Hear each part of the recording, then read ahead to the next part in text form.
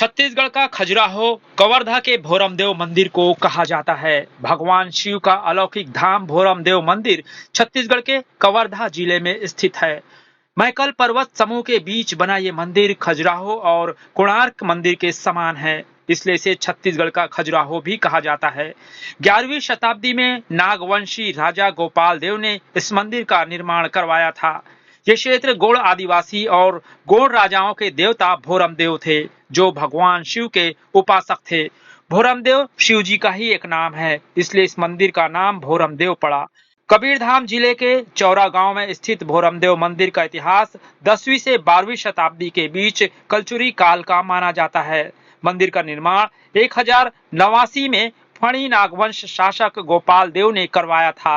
नागर शैली में बने इस मंदिर की बाहरी दीवारों पर शानदार नक्काशी के साथ मैथुन मूर्तियां उकेरी गई है। इसी के चलते भोरमदेव मंदिर की तुलना मध्य प्रदेश के खजुराहो के मंदिर और स्थापत्य कला के चलते ओडिशा के सूर्य मंदिर से की जाती है।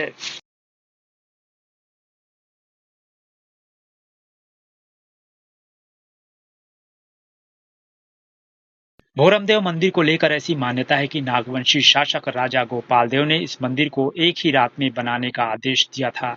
इसके पीछे मान्यता के तहत ये भी कहा जाता है कि उस जमाने में रात और दिन 6 महीने लंबी हुआ करती थी। राजा के आदेश के बाद भोरमदेव मंदिर एक ही रात में बनकर तैयार हो गया, परंतु इसका कोई ठोस आधार कहीं पर भी देखने को नहीं मिलता।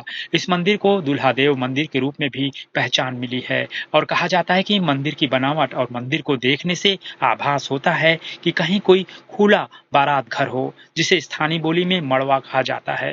कहते हैं कि राजा रामचंद्र देव ने अपनी सुकुमारी कन्या हैहय राजकुमारी के विवाह की याद में इस मंदिर का भव्य निर्माण कराया। राजकुमारी हैहय का विवाह सन 1349 में हुआ था और मंदिर का निर्माण भी उसी वर्ष हुआ है। इसका साक्षी ये है कि मंदिर के एक लंबे शिलालेख पर सन 1349 में राजा चंद्रदेव की ओर से शिव मंदिर निर्माण संबंधित उल्लेख किया गया है। उस शिलालेख में नागवंशी शासकों की उत्पत्ति की कथा का विवरण और 22 शासकों की पीढ़ियों का विस्तार से उल्लेख किया गया है। मंदिर के बाहरी दीवार पर वैष्णव, जैन और कामों मैथुन मूर्तियां बहुत ही खूबसूरत नजर आती है।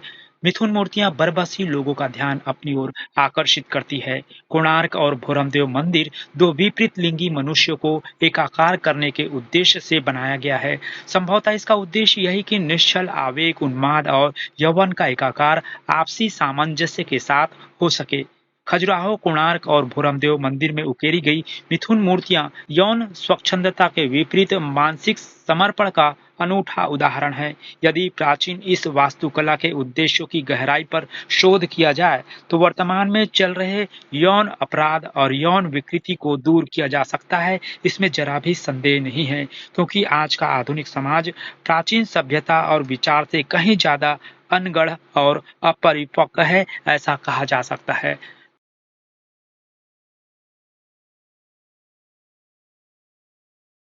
बिलासपुर, छत्तीसगढ़ से गिरीश मिश्रा।